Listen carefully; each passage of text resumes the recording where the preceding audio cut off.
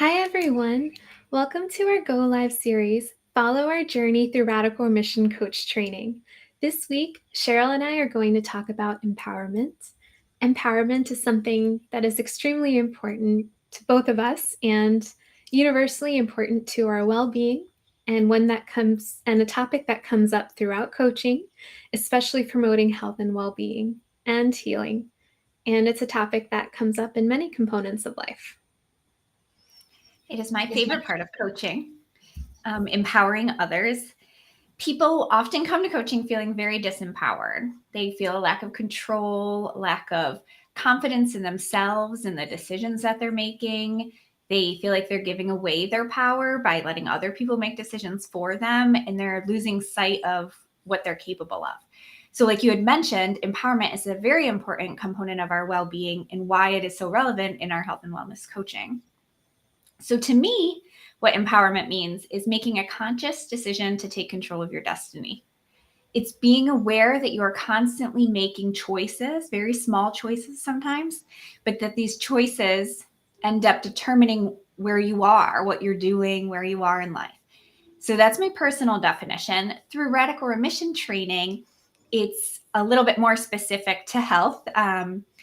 Healthcare kind of empowerment is discussed throughout the books through the lens of a cancer survivor. So in that specific situation, as they discuss empowerment, they're discussing it more as a transitioning from being passive in your healing to being more active in your healing, to becoming the CEO of your own health is how they mention it in the book. There's a really good study in there that discusses the helpless feeling cancer patients have a 60% greater chance of dying than a non-helpless feeling cancer patient. That's extremely significant. Thank you for that, Cheryl. And there's so much to what you just said. I was just wanted to take a moment to process and kind of go through, because there's so many different layers to that, to empowerment itself. And, you'd mentioned awareness and like having that consciousness, right? That choices, we have a choice, but it's never so black and white, right? The thing we have a choice on, and again, multi-layers between this, is how we perceive and how we react to the situations that we're dealt with, how we perceive the reality and accept the reality in front of us. But how we respond to them, how we react to them, it's conscious, it's empowerment in a sense that we are empowered to make a choice, meaning that it's something that is not set in stone, it's not static.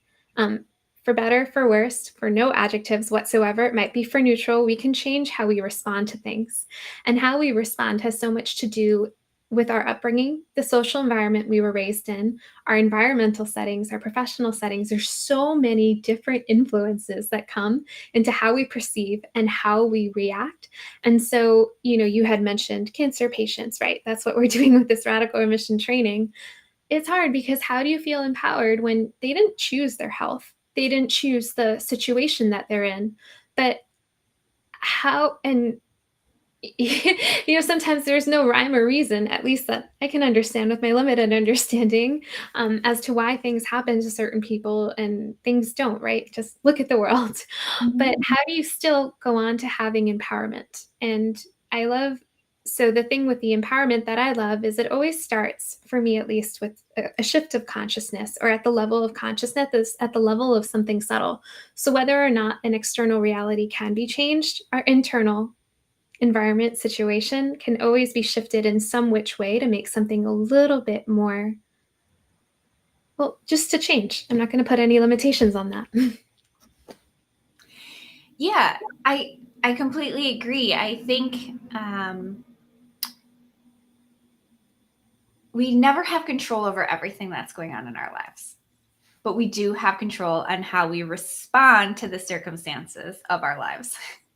So there's a big difference for me in control versus empowerment. I think sometimes those can kind of be lumped together a little bit, and I think that they are very different. I believe that actually letting go of control is very empowering in itself.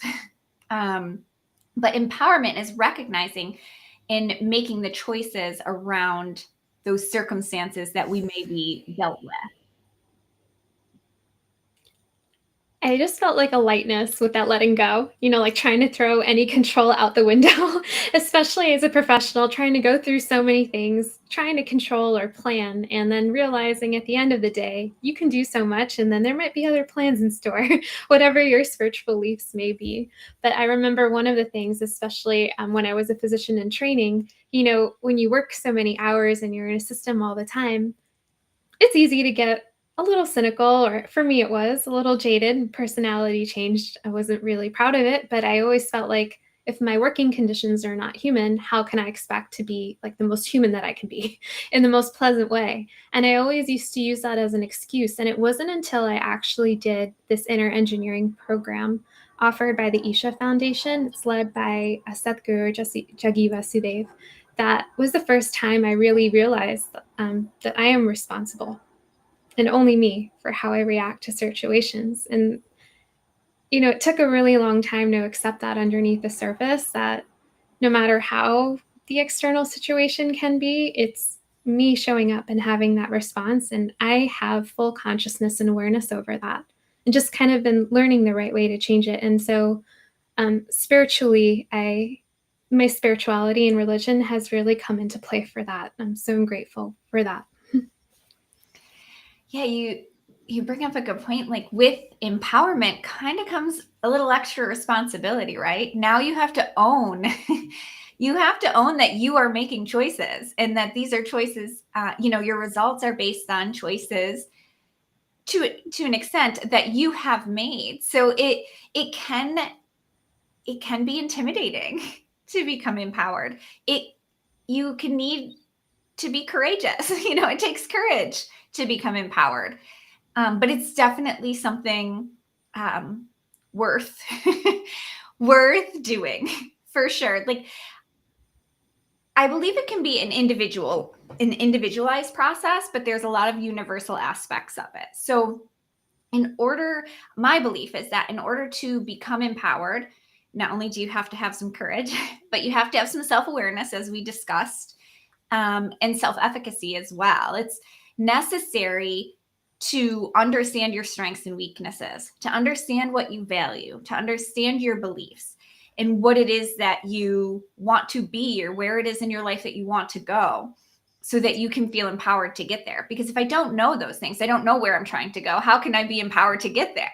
So I think there are some universal factors that are important to discover on your way to self-empowerment.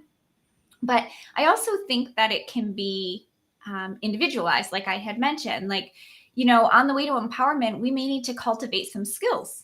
Those skills are going to be different for everyone. So, we keep bringing up cancer patients. As a cancer patient, maybe you get this new diagnosis, or for anyone who gets a new diagnosis, maybe in order for you to feel empowered, you need to provide yourself with some education. You need to ask questions. You need to learn more about it. You need to discover what reliable sources are. So, depending on where you're going and what your situation is, your empowerment path might look a little bit different. There might be specific tools and things that you need to feel and become empowered that other people may not.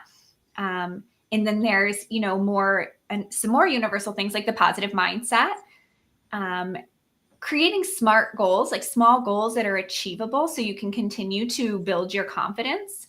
And I would also say the language that we're using, that kind of goes along with mindset, but the language that we're using with ourselves and with others is extremely important to empowerment. Yeah, it's interesting that you bring up language, and also you had talked about self-awareness. And so it's so interesting because, you go through education, very professional. You live your whole life as an adult, so many experiences, right? To give you this, you're expert on you, or an expert on you. One of the most humbling things about this inner work has been the awareness, the self-awareness that has come from it, because it's like being in a room and not seeing an elephant in a room, even though it's looking at you right in the face. And it's like, how do you see the elephant if you haven't seen it your whole life? It's not a reflection on intelligence. It's not a reflection on anything. It's just that awareness, right? The awareness of what's there.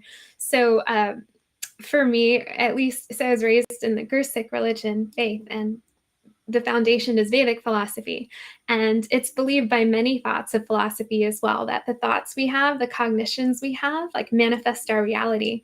So if I'd say, like, rather you had talked about language, like, why is this happening? Then figure out, like, what lesson can I learn from this? Or how can I grow from this? And just having that shift that way, it's so different. And it's only just changing a little bit, like having that extra awareness on words. And it's interesting because, and I understand it in healthcare, especially as a physician going through training, you never want to lose your humility, right? Because that's when you can risk harming somebody. But with that comes like this whole, sometimes there's a lot of cynicism. There's a lot of positive reinforcement now, values on gratitude, efforts on gratitude. But one of my biggest learning points was when I transitioned to this wellness space, people are so mindful of the words they use for themselves, how they're going to be successful, how they're going to achieve their goals. And just, like I remember my first time speaking to a business coach, she was like, the words you're using are quite negative. And I was like, I'm negative. Usually people tell me that I'm not negative. And she was right. I didn't realize how my own words were kind of just, like, okay, if I'm not reaching out to clients, well, what effort did I put into reaching out to them? How do they even know I exist? So taking that responsibility, taking that ownership. So just that language, and whether it's for your own professional reasons or for health or for empowerment. The other thing I really love about what you said is that education. I firmly believe in education as a way to self-empowerment, and that is in any realm of life, to get as much information as you can to make a decision that works best for you. Yeah, I agree. And even in the sense, so, as a nurse, I was experiencing burnout. I felt extremely helpless. I was using extremely negative language. Like you had mentioned, cynical. I really feel like my personality was changing. I wasn't who I was. And that's because I wasn't living aligned with my values. I wasn't feeling empowered. So for me, it was, I knew I wanted to leave my job. So what am I going to do? What am I going to do?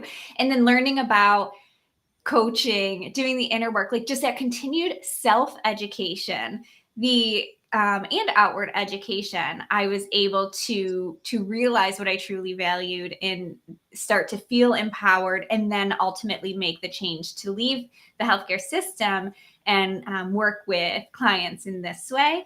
And that change came from education and the language that I was using with myself, really learning how to shift my mindset and use different words to show the different mindset to myself and to others. So I think words are very, very important. With coaching, clients often come in and you can tell right off the bat that they are feeling disempowered by the words that they're using with you. So a common one, I feel like many people can relate to this. I relate to this, is people coming in and saying, I'm just so busy all the time. I don't have time to do what I want to do. So that was totally me. So I can totally relate when people come in and say that. But busy is just a perception. It's a thought. Busy is not a fact. You and I can have the exact same schedule, and our thoughts and words can be extremely different about it. So I could say, oh, I had all this work to do, and then I had to do this, and I had to do that, but all I wanted to do was this, and I couldn't do it. And you could have the exact same day, and you could say, oh, I was able to go to work today. I chose to go to work today so that I can provide for my family. And, I chose to do this because this is how it relates to my values. You can, just by using different words, just by a completely different perspective, you can have the same exact day, but now feel completely different, feel grateful, feel gratitude, feel empowered. So by recognizing that you have a choice, and you allow yourself the option to change your mind, right? If you know you have a choice, you can change it because it's a choice, rather than saying I have to do this. That's you. Where's the room for change if that's a true statement in your mind, So yeah, I think that when you realize there's a choice that you're making, now you can change it. And maybe you have to change it a couple times here and there until you're feeling like you're truly living aligned with your values. And so I think empowerment's extremely important in coaching for that, to work through those stages. And there's so much, what you just said about like tying it into the bigger picture. So it's like if you have to go to work, like, okay, I have to go to work today. But then if you're going to work today to provide for your family, all of a sudden, just with those few extra words, you are aligning yourself with your sense of purpose, your bigger objective. And that also aligns with your core values, right? The core of what are we doing? Why are we doing? So, like, just with the little shifts, you can align everyday tasks into your bigger values, perception in life. And it's kind of amazing because then it's like, how else do you get that bridge between what you're doing in everyday life into tying it into like your reason for living, your purpose in life? And so we had talked about cancer patients too, like just to bring this in full circle, because we were talking about our experience as coaches, as healthcare providers. So as a patient, if you're on death's door, get a terminal illness, yeah, there's no way to really put butterflies on that, right? There's the ending and outcome for all of us, and for some sooner rather than later is death, right? We come and we go.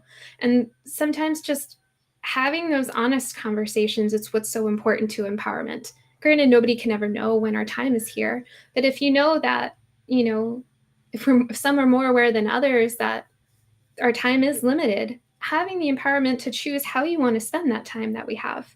So like in every situation, in every which way, just it's so important to look at the perception and the perspective and figuring out how do we, in whatever situation we are dealt with, figure out a way so we can have that shift to come to it from a place of power, feeling powerful rather than powerless. Sorry, I love that. The word power, I used to have an unhealthy relationship with the word power. It took a very long time, and I don't think that's an uncommon thing to have this like kind of unhealthy relationship with power. A lot of times in our society, power is, thought of as greed, other non positive words can be affiliated with power. But through my inner journey, I have really learned to love being in my power. And that is not a bad thing. It is a good thing. I can be in my power, and that doesn't mean any negative thing about me. It actually is quite positive. It's a great feeling to have. So I just love that you brought up that word.